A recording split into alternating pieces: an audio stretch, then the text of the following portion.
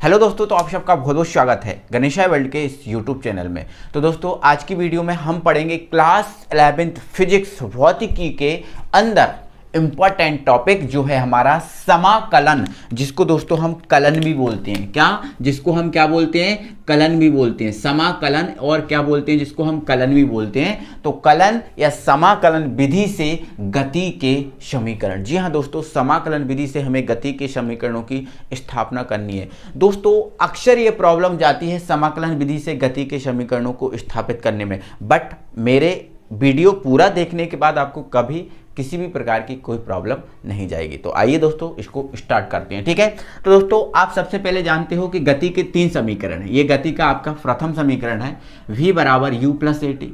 ये हमारा गति का द्वितीय समीकरण है, s बराबर U T plus half A T square. और ये हमारा गति का तृतीय समीकरण है जो है आपका v स्क्वायर बराबर u स्क्वायर प्लस 2as। ये हमारे गति के समीकरण है। क्या है गति के समीकरण? आप दोस्तों ये जानते हो गति के समीकरण में आपका जो प्रथम समीकरण है हमें जो वेग के बारे में बताता है, जो होता है v बराबर u प्लस ए टी। तो दोस्तों आप जानते हो क्या v क्या होता है? तो आप जानते हो दोस्तों जो v होता है वो आपका वेग होता है ना। u होता है वो भी आपका वेग होता है। बट मेरे दोस्तों आपको याद रखना है कि जो u होता है वो आपका होता है प्रारंभिक वेग। कौन सा वेग भाई?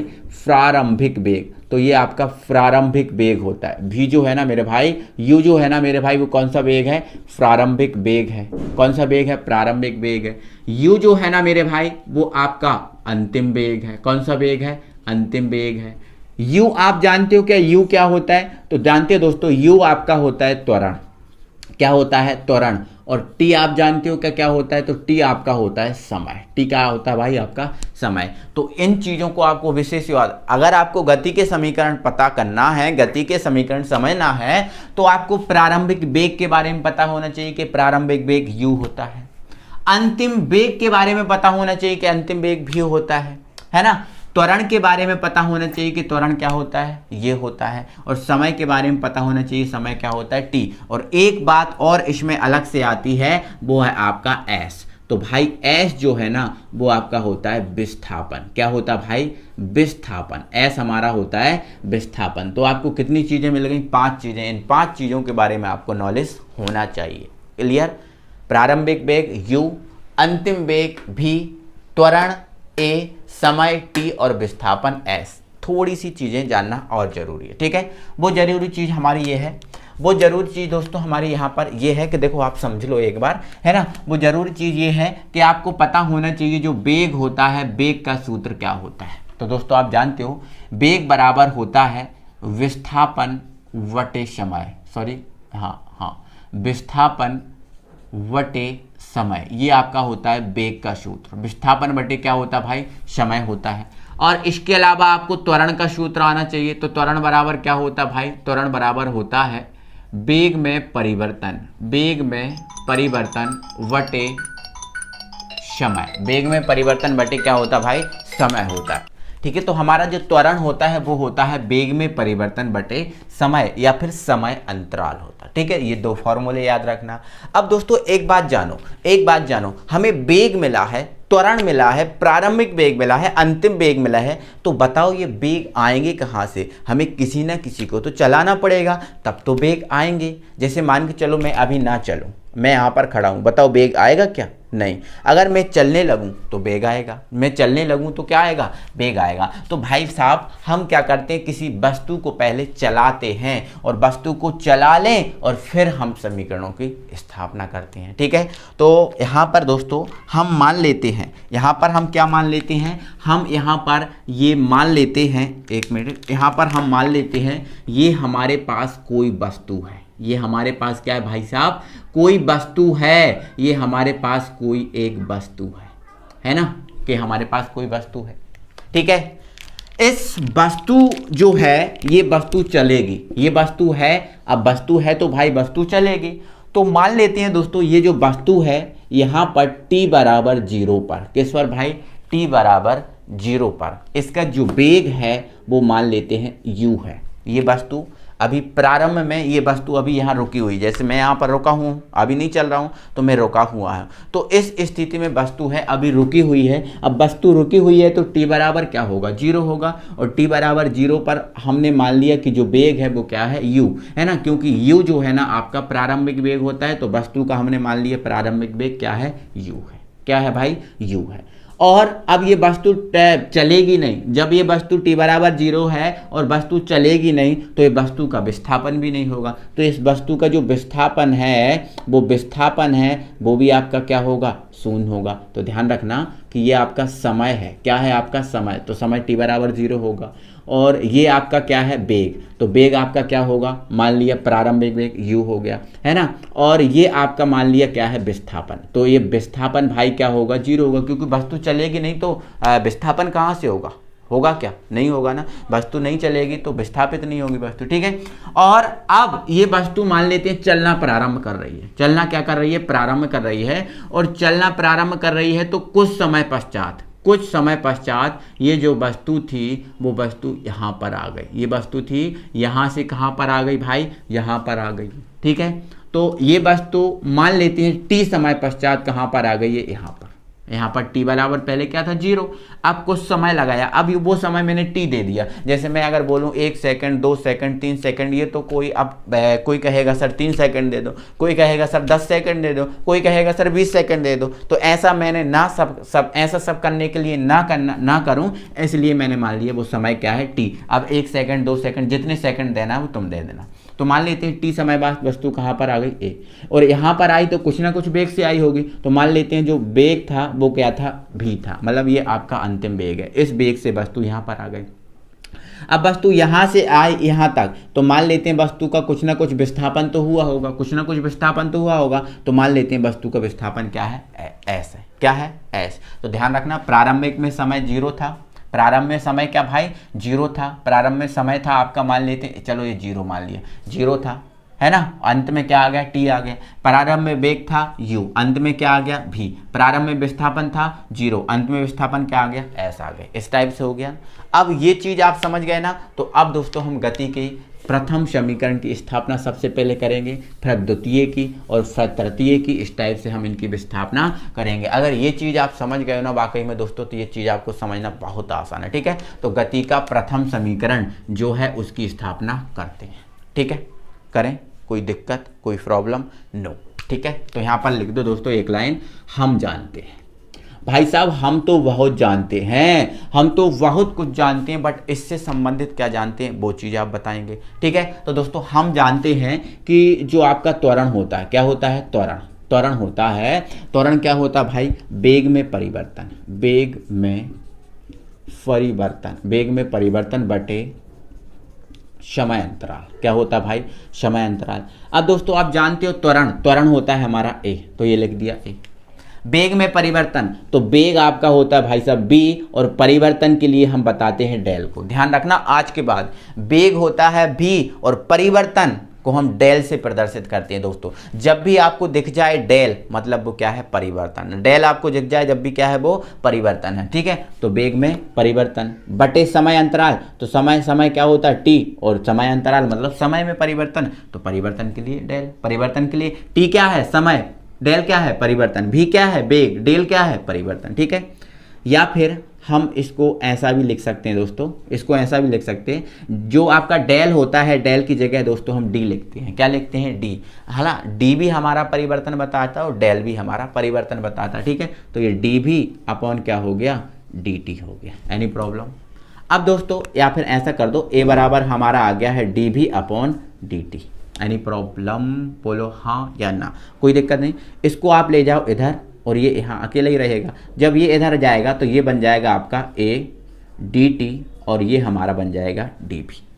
हमें दोस्तों यहाँ पर वेग से हमने क्या निकाल लिया, ये यहाँ पर हम पहुँच गए, वेग से लेकर हम यहाँ तक पहुँच गए। बट दोस्तों हमें क्या करना है, हमारा क्वेश्चन क्या है, समाकलन विधि से गति के समीकरण की स्थापना करना है। कौन सी विधि से, समाकलन विधि से, ठीक है। तो करते हैं स्थापना।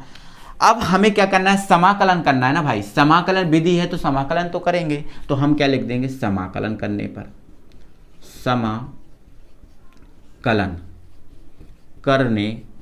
समाकलन करने पर। भाई साहब कर दें क्या समाकलन?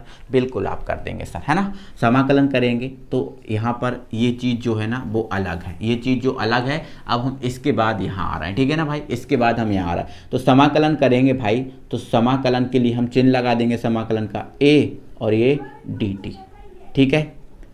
यहाँ पर हमारा क्या है dv। तो आप एक बात बता दो दोस्तों, यहाँ पर ये जो समाकलन है किसके सापेक्ष हो रहा है? t के सापेक्ष हो रहा है, क्योंकि dt है तो t के सापेक्ष, dv है तो v के सापेक्ष, dt है तो t के सापेक्ष और dv है तो v के सापेक्ष। क्लियर है, हमने समाकलन लगा दिया। बट दोस्तों ये जो आपका t है वो कितने हैं? आपके t 2 मिले हैं। कितने t मिले हैं आपको? 2 मिले हैं। एक t मतलब समय, समय आपको कितने मिले हैं? 2। प्रारंभ में समय आपको 0 मिला, अंत में समय मिला आपको t। और वेग जो है वो वेग भी आपको 2 मिले हैं। प्रारंभ में वेग आपको u मिला और अंतिम में वेग आपको v मिला। तो जो आपको 2 वेग मिले हैं, 2 समय मिले हैं, 2 विस्थापन मिले हैं, इनका प्रयोग आपको करना है, ठीक है। तो ये समय है वो आपका t है, समय क्या है आपका t, और समय कहाँ से कहाँ तक है? 0 से कहाँ तक है? t से। तो जो समय है दोस्तों उस समय को इस समाकलन पे आपको प्रदर्शित करना है, ठीक है। तो आपका जो समय है क्या है? 0 से t है, क्योंकि t के सापेक्ष हो रहा है तो समय क्या है? 0 से t। तो यहाँ आप लिख दोगे 0, यहाँ आप लिख दोगे t। अब वेग आपके कितने हैं? 2। भी आपका क्या बताता वेग, और वेग आपके कितने हैं? 2। तो वेग आपका एक u है और एक v है। प्रारंभ में u, अंतिम में v। तो आप ये लिखोगे u और आप लिखोगे v। Any problem? अब थोड़ा दोस्तों यहाँ पे समझो, आप ध्यान रखना है दोस्तों, समाकलन जो होता है dx का समाकलन होता है x, dx का समाकलन क्या होता है? x। तो dt का क्या हो जाएगा? t हो जाएगा। dt का क्या हो जाएगा? t हो जाएगा। और dv का क्या हो जाएगा? v हो जाएगा। जब dx का x होता है तो dv का v और dt का t। अब दोस्तों एक बात और बताओ, एक बात और समझा देता हूँ। जैसे दोस्तों मान के चलो यहाँ पर एक 0 लिखा है और एक लिखा है 1। जैसे मान के चलो 0 और 1 है दोस्तों, ये लिमिट कहलाती है। इसका नाम क्या है? ये जो आपको दिख रहा है ना 0 और 1 यहाँ पर दिख रहा है ना, ये लिमिट कहलाती है। क्या कहलाती है? लिमिट कहलाती है। कि लिमिट कहाँ से कहाँ, लिमिट मतलब कहाँ से कहाँ तक जा रहा है, तो 0 से t तक जा रहा है, ठीक है। तो जब हम समाकलन करते हैं तो दोस्तों क्या होता है? जो लिमिट होती है, क्या होती है? जो लिमिट होती है, समाकलन करने के बाद एक ब्रैकेट लगता है और वो लिमिट यहाँ पर आ जाती है। तो ये 1 है और ये आपका 0 है। एनी प्रॉब्लम भाई साहब? Any problem? तो आपका हो गया सर नो प्रॉब्लम, क्योंकि ये कोई प्रॉब्लम ही नहीं है, ठीक है। ऊपर वाला ऊपर, नीचे वाला नीचे, ठीक है। तो देखो यहाँ पर a का तो समाकलन होगा नहीं, तो a तो हम बाहर निकाल देंगे, ठीक है। ये हमारा 0 रहा और ये हमारा t रहा, और अंदर क्या बचा? हमारा dt, और ये हमारा u रहा, ये हमारा v रहा, और ये हमारा dv। एक स्टेप मैंने बढ़ा दी, ठीक है। अब dt का देखो, ये रहा a, dt का क्या हो जाएगा? t। तो ये dt का हो गया भाई साहब t हो गया। क्या हो गया? t। और ये जो लिमिट है ऊपर के ऊपर नीचे के नीचे, तो ऊपर क्या है? t, नीचे क्या है? 0 बराबर। dv का क्या होगा भाई साहब? b हो गया। क्या हो गया? v हो गया। ऊपर v है और नीचे u है। एनी प्रॉब्लम भाई साहब? Any problem? तो आप कहोगे सर नो प्रॉब्लम, हमें कोई प्रॉब्लम नहीं है। तो हम कह रहे हैं कि सर नहीं प्रॉब्लम, ठीक है। अब क्या करना है? इस वैल्यू को रखना है, t को रखना है। देखो पहले आप लिमिट ना रखते हैं तो t को रखना है, फिर 0 को रखना है। तो एक ऊपर की लिमिट रखने के बाद एक माइनस लगाते हैं, फिर नीचे की लिमिट रखते हैं। इसी प्रकार ऊपर की लिमिट रखेंगे, फिर नीचे की रखेंगे, ठीक है। मैंने गोला लगा दिए। देखो ये रहा आपका सेम, रहने दो। अब जो t है, पहले t की जगह यहाँ ये वाली लिमिट रखेंगे, t की जगह ये रखेंगे, और फिर t की जगह ये रखेंगे माइनस करके। तो t की जगह जब ये रखेंगे तो t की जगह t आएगा, ठीक है। माइनस करके ये रखेंगे, फिर t की जगह क्या रखेंगे? 0। तो ये हो गया आपका 0 बराबर। फिर अब इसकी जगह पहले ये रखेंगे और फिर इसकी जगह फिर ये रखेंगे। तो इसकी जगह ये रखेंगे तो भी रखेंगे तो भी रहेगा, और जब इसकी जगह ये रखेंगे तो ये हो जाएगा आपका u। Any problem? चलो कोई दिक्कत नहीं भाई साहब। इसका अंदर गुणा कर दो, तो ये अंदर गुणा करेंगे तो ये 80 हो गया। क्या हो गया? 80 हो गया। 80 हो गया ना। अब 0 में करेंगे तो कोई मतलब नहीं निकलेगा, और ये भी माइनस क्या हो जाएगा? u। भी माइनस क्या हो जाएगा भाई साहब? u हो जाएगा। यहाँ तक समझ में आपको आया? अब आप क्या कर रहे हो? जो आपका u है, u को आप ले जा रहे हो इस तरफ। जब u को आप इस तरफ ले जाएंगे भाई साहब, तो देखो मैं यहाँ पर कर दे रहा हूँ, तो ये u प्लस का हो जाएगा, और 80 उस तरफ है, बराबर क्या हो गया? v। मतलब v बराबर क्या आ गया? u प्लस 80, जो हमारा गति का प्रथम समीकरण है। v बराबर u प्लस 80 जो हमारा गति का प्रथम समीकरण है। आई होप आप सबको समझ में आ गया, किसी को कोई दिक्कत नहीं होगी किसी भी प्रकार की।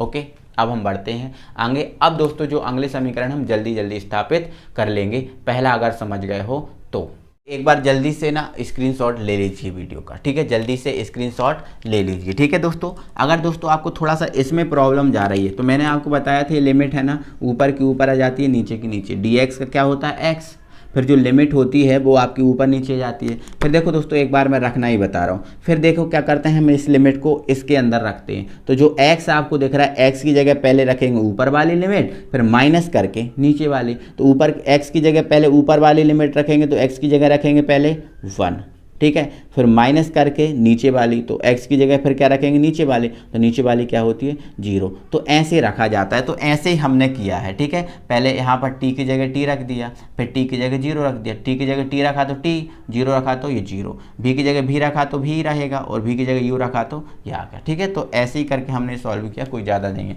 ठीक है। स्क्रीनशॉट ले लो। हम गति का अब द्वितीय समीकरण करते हैं और इस चीज़ को हम हटा देते हैं, ठीक है। चलो गति का द्वितीय समीकरण, और ये जो आपका डायग्राम है ये आपका बना रहेगा, कोई दिक्कत नहीं है, ठीक है। तो यहाँ पर हम गति का द्वितीय समीकरण करेंगे और अब हम थोड़ा सा स्पीडली बढ़ जाएंगे, ठीक है। गति का द्वितीय समीकरण तो यहाँ पर भी लिख देंगे, हम जानते हैं। हम क्या जानते हैं भाई, हम जानते हैं, देखो अब हमें गति के समीकरण द्वितीय समीकरण क्या होता है भाई, s बराबर होता है ut प्लस हाफ AT², ये हमारा होता है, ठीक है। तो इसकी स्थापना करना है।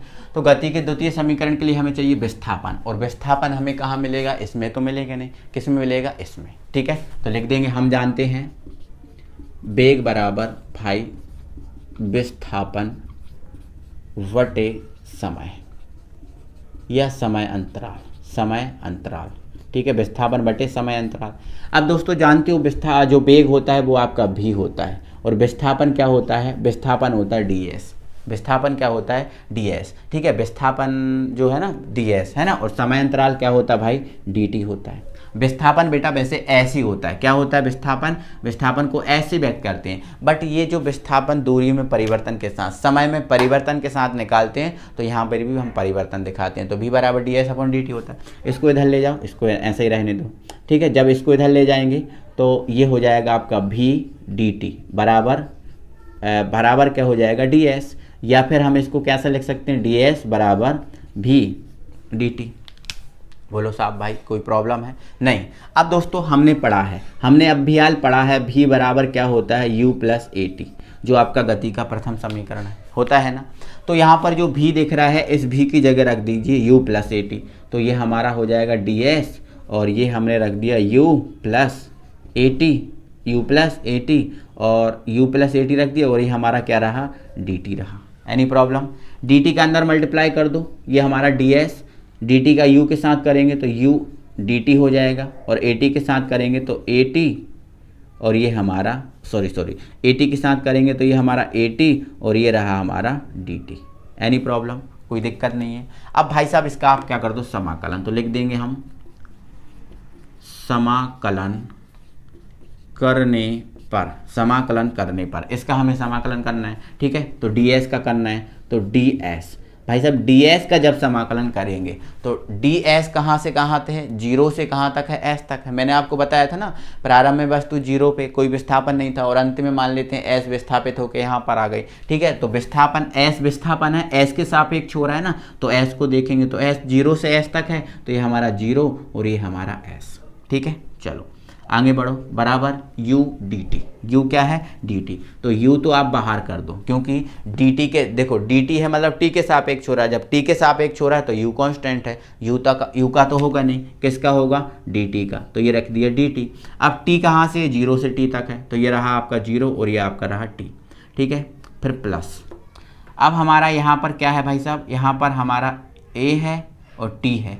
तो देखो आप ये dt लिखा है मतलब t के सापेक्ष हो रहा है, अब t के सापेक्ष हो रहा है तो a का तो होगा नहीं, तो a को हमने कर दिया बाहर, a को हमने बाहर कर दिया, अंदर कौन बचा, t बचा, ये वाला t बचा, और ये हमारा dt हो रहा है, क्या हो रहा है, d2। अब t कहाँ से कहाँ तक है, 0 से t तक, तो ये हमने लिख दिया 0 और ये हमने लिख दिया t। समझ में आपको आया मैंने क्या किया, देखो जैसे मान के चलो ये लिखा है dx, क्या लिखा है dx, अब dx है मतलब x के सापेक्ष, किसके सापेक्ष, x के सापेक्ष समाकलन हो रहा है। अब ये लिखा है यहाँ लिखा है ds, क्या लिखा है ds मतलब s के सापेक्ष, डी टी मतलब टी के सापेक्ष, यहाँ पर भी डी टी मतलब टी के सापेक्ष। जब टी के सापेक्ष हो रहा है तो टी का ही होगा और बाकी अलावा जो है उसका नहीं होगा। जैसे एस के सापेक्ष हो रहा है तो एस का ही होगा, इसके अलावा जो है वो उसका नहीं होगा और वो कांस्टेंट आएंगे। जैसे ये आपका था यू डी टी, तो टी के सापेक्ष हो रहा है तो टी का ही होगा, भी का नहीं हो, यू का नहीं होगा। ऐसे ये डी टी है, डी टी का ही होगा, टी का ही होगा, ए का नहीं होगा। समझ रहे हैं ना? तो ऐसे करके मैंने इनको बाहर कर दिया। समझ में आपको आ गया? अब हम क्या करेंगे, इसका समाकलन। जब इसका समाकलन करेंगे तो डी एस का क्या हो जाएगा, एस, और एस होगा, फिर ये लिमिट आ जाएगी यहाँ पर, तो ये 0s। अब ये u तो पहले ही बाहर है, u तो पहले ही बाहर है। अब dt का क्या हो गया भाई, dt का हो गया t, क्या हो गया भाई, t हो गया, लिमिट आ जाएगी यहाँ t और 0 प्लस a। अब एक बात याद रखना दोस्तों, जो t होता है, ठीक है, जैसे एक सूत्र बता दे रहा हूँ आपको, जैसे x होता है, x की घात क्या है, 1 है, x की घात क्या है, 1 है, मतलब x की घात 1 dx का समाकलन करना है तो इसका समाकलन होता भाई साहब x की घात, एक सेकंड अलग से बता रहा हूँ, जैसे मान के चलो दोस्तों x की पावर n है, अब n की जगह 1 2 3 4 कुछ भी हो सकता है, x की घात n dx का समाकलन करते हैं तो इसका समाकलन होता है n प्लस 1 बटे n प्लस 1, ये होता है इसका समाकलन। मतलब अगर x की घात कुछ होती है तो उस घात में हम क्या जोड़ते हैं, 1 जोड़ देते हैं, और जो आपका जोड़ेंगे वही का वही पूरा कहाँ लिख देते हैं, नीचे लिख देते हैं, तो ये समाकलन होता है। तो यहाँ पर आप देखो दोस्तों t, अब जब हम t का समाकलन करेंगे, मान लो t की घात कुछ नहीं है तो क्या है, 1 है, तो t में क्या करेंगे, t में क्या कर देंगे, जो 1 है, जो n है, इसमें 1 जोड़ते हैं, तो यहाँ पर n की जगह क्या है, 1, तो 1 में क्या करेंगे, 1 जोड़ देंगे, और ये 1 प्लस 1 कहाँ लिख देंगे, नीचे लिख देंगे। समझ में आपको आया? समझ में आपको आया? ठीक है, तो यहाँ पर आपका हो चुका है, और यहाँ पर हम क्या कर देंगे, इसका समाकलन करेंगे। क्या करेंगे भाई, सॉरी समाकलन तो कर दिए, अब ये जो लिमिट होती है आपकी ऊपर जाती है तो ये टी ऊपर 0 नीचे। समझ में आपको आया? अब ये वैल्यू पुट करो, जब ये वैल्यू पुट करेंगे तो पहले s फिर 0, तो s की जगह s और फिर 0 बराबर, ये हमारा u रहा सेम, ठीक है। पहले क्या रखेंगे, t रखेंगे, और t की जगह t रखेंगे और फिर 0 रखेंगे, प्लस ये हमारा सेम रहा। तो यहाँ पर हमारा ये क्या हो गया है, हमारा हो गया है टी स्क्वायर, क्या है, टी स्क्वायर, और ये हमारा 2 हो गया है, तो ये टी स्क्वायर बटे 2, टी स्क्वायर बटे 2, तो टी स्क्वायर बटे 2 है यहाँ पर, हमारा टी स्क्वायर बटे क्या है, 2 है, या फिर डायरेक्ट लिख दूँ ना, तो देखो 1 प्लस 1 क्या हो गया, हमारा 2 हो गया, तो ये 2 लिख दिया, और ये 1 प्लस 1 हमारा 2 हो गया। तो पहले देखो, अब लिमिट रखेंगे तो टी स्क्वायर की जगह मतलब टी की जगह टी रखेंगे तो टी स्क्वायर ही आएगा, और 2 की जगह तो कुछ रखना नहीं है ना। फिर अब जब हम 0 रखेंगे तो ये पूरा क्या हो जाएगा, 0 हो जाएगा। समझ में आपको आया? चलो देखो, तो इसके बाद तो मैंने ये फार्मूला लगा दिया है, थोड़ा सा आप समझना क्या कैसे कर रहा हूँ मैं, एक एक चीज़ वैसे मैं क्लियर कर रहा हूँ, फिर भी आप कहीं दिक्कत हो तो थोड़ा सा समझना, ठीक है। अब हम क्या कर रहे हैं, देखो यहाँ पर हमारा बच्चा s, ये रहा s, क्या रहा भाई, s रहा। अब बराबर यहाँ पर क्या बचा, u का अंदर गुणा कर दो तो ut, यहाँ 0 हो जाएगा, तो ये हमारा ut हो गया, ठीक है। चलो प्लस ये देखो a टी स्क्वायर, और ये बटे 2 है, तो बटे 2 है तो ये ए टी स्क्वायर बटे 2, या फिर आपको ऐसा कर सकते हो इसको। तो दोस्तों हमारा ये समीकरण हो चुका है स्थापित, यही करना था ना, बस आप क्या जो आपका 1/2 दिख रहा है ना, आपको दिखाई नहीं दे रहा, चाहो तो आप इसको 1/2 ऐसे लिख सकते हो। तो ये हमारा गति का द्वितीय समीकरण हो गया। दोस्तों मैंने तो पूरी कोशिश की है आपको समझाने की, एक एक चीज़ कि मैं पूरा समझाऊं, तो आई होप आपको समझ में आ गया होगा और नहीं होगी दिक्कत, कोई दिक्कत नहीं होगी। अब हमें पढ़ना है दोस्तों गति का तृतीय समीकरण, और गति का तृतीय समीकरण भी हम देख लेते हैं। दोस्तों अब हम जल्दी से गति के तृतीय समीकरण की स्थापना करते हैं। तो ये लिख दिया हमने तृतीय, गति के तृतीय समीकरण, ठीक है। तो गति का तृतीय समीकरण के लिए हमें त्वरण की जरूरत पड़ेगी।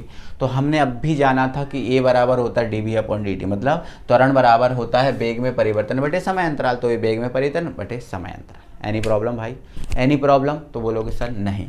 दोस्तों आपको थोड़ा सा यहाँ पर एक कैलकुलेशन करना है, आप क्या करना, ds बटे ds इसके गुणा में लिख देना बस, क्योंकि दोस्तों हमें किसी को कुछ करना, जैसे मान के चलो कुछ काम करना है तो कुछ व्यवस्थाएं भी बनानी पड़ती हैं, तो ये मान लो एक व्यवस्था ही है। देखो ds में बटे ds लिख दिया तो इसका कोई मतलब भी नहीं है, क्योंकि ds से ds कट भी जाएगा, है ना, इसका कोई मतलब भी नहीं है, हमारा काम भी नहीं बिगड़ेगा, मतलब सांप भी मर जाएगा और लाठी भी नहीं टूटेगी, है ना। तो समझ गए ना। तो ds/ds आप क्या कर सकते हो, यहाँ पर लिख सकते हो। अब थोड़ा सा अब ds/ds जब हमने लिख लिया है तो इसको हम तरीके से लिखेंगे। क्या करेंगे भाई, तरीके से लिखेंगे। तो आप क्या करोगे, जो ds है इसको जो dt है इसकी जगह रख दो और dt को ds की जगह रख दो। मतलब मैं थोड़ा सा यहाँ पर सुधार करूँगा, मैंने ये d भी लिखा और इसके बटे में लिख दिया मैंने ds, ठीक है। और ये आपका ऊपर वाला ds सेम रहा और मतलब इन दोनों को आपस में परिवर्तित कर दिया, तो यहाँ पर क्या हो गया, dt।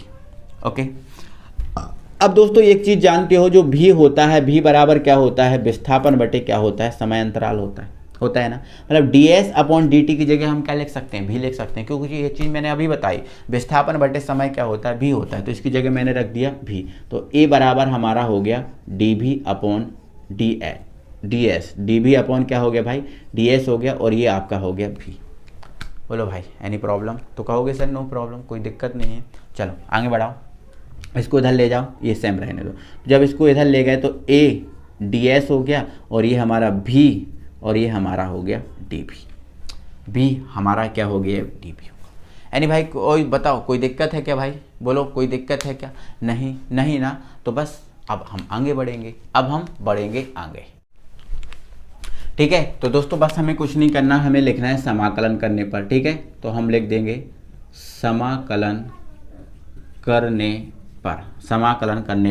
समाकलन करेंगे तो आपको देखो ये एस के सापेक्ष हो रहा है या भी के सापेक्ष हो रहा है। अब एस के सापेक्ष हो रहा है तो ए का तो होगा ही नहीं, तो ए तो बाहर कर दो। अब एस कहाँ से कहाँ तक है, तो 0 से एस तक, तो ये लिख दिया 0 और ये लिख दिया एस और ये हमारा हो गया ds। अब ये भी के सापेक्ष हो रहा है मतलब भी का होगा, भी के सापेक्ष हो रहा है मतलब भी का होगा, ठीक है। तो ये भी और ये आपका dv, बट भी कहाँ से u से भी तक है, तो ये आपका u और ये रहा आपका भी। Any problem. अब दोस्तों मैंने आपको एक चीज़ अब भी बताई थी कि जो x की पावर n होती है, x की पावर n dx का यदि हम समाकलन करते हैं तो क्या हो जाता है, x की पावर n+1 बटे n+1 ये हो जाता है। तो देखो यहाँ पर मान लेते हैं इसकी घात कुछ नहीं है तो मान लो 1 है, ठीक है। तो a, अब s का क्या हो जाएगा, ds का क्या हो जाएगा s, और s की पावर क्या आ जाएगी s और ये 0, मतलब ये लिमिट आ जाएगी, बराबर। अब भी का क्या हो जाएगा, तो भी की घात क्या है 1, मतलब n की जगह क्या है 1, तो n की जगह 1 है तो भी की पावर क्या हो जाएगी 1+1 और ये 1+1 और ये जो लिमिट है वो लिमिट आपकी बाहर आ जाएगी, ठीक है। चलो तो अब ये लिमिट रख दो, ये लिमिट रख दो, तो a सेम रहा, s की जगह पहले s रखना है तो s की जगह s रखेंगे तो s और ये आपका 0। पहले इसको आप सॉल्व करो, देखो 1 कितना हो गया 2, मैं इसको सॉल्व कर ले रहा हूँ, v²/2 ये भी रहा और ये रहा u। अब इसकी लिमिट, इसका अंदर मल्टीप्लाई कर दो, a का अंदर मल्टीप्लाई करेंगे तो as हो जाएगा, क्या हो जाएगा भाई, as हो जाएगा। तो मैं इसको यहाँ कर रहा हूँ तो as ये हो गया as, 0 के साथ कोई दिक्कत नहीं है।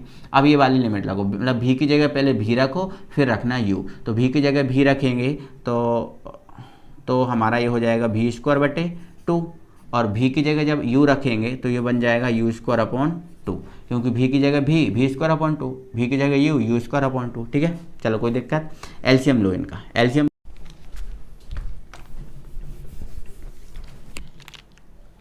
तो दोस्तों इसका एलसीएम लेंगे तो ये हमारा as सेम रहेगा, एलसीएम आपका आ जाएगा 2 और ये हमारा v² - u²। Any problem.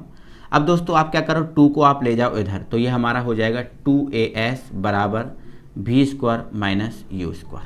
u जो है, u को आप इस तरफ ले जाएंगे तो ये प्लस का u² प्लस 2as बराबर क्या हो जाएगा, v²। एनी प्रॉब्लम दोस्तों, एनी प्रॉब्लम। या आप इसको आप क्या कर सकते हो, v को आप इस तरफ लिख सकते हो, तो v² बराबर u² प्लस 2as जो हमारा गति का तृतीय समीकरण है। तो आई होप दोस्तों आपको पूरा समझ में आया होगा, सब कुछ समझ में आया होगा, एक एक चीज़ समझ में आ गई। अगर दोस्तों आपने सही से वीडियो अगर एग्जैक्टली पूरा आपने समझ के एक एक चीज़ समझ के देखा है तो आई होप आप समझ ही गए होगे, कोई दिक्कत नहीं होगी। तो एक बार दोस्तों दिल से वीडियो को लाइक कर दीजिए, अभी तक चैनल को सब्सक्राइब नहीं किया तो चैनल को सब्सक्राइब कर लीजिए। मिलते हैं अगले वीडियो में, तब तक के लिए थैंक यू वेरी मच।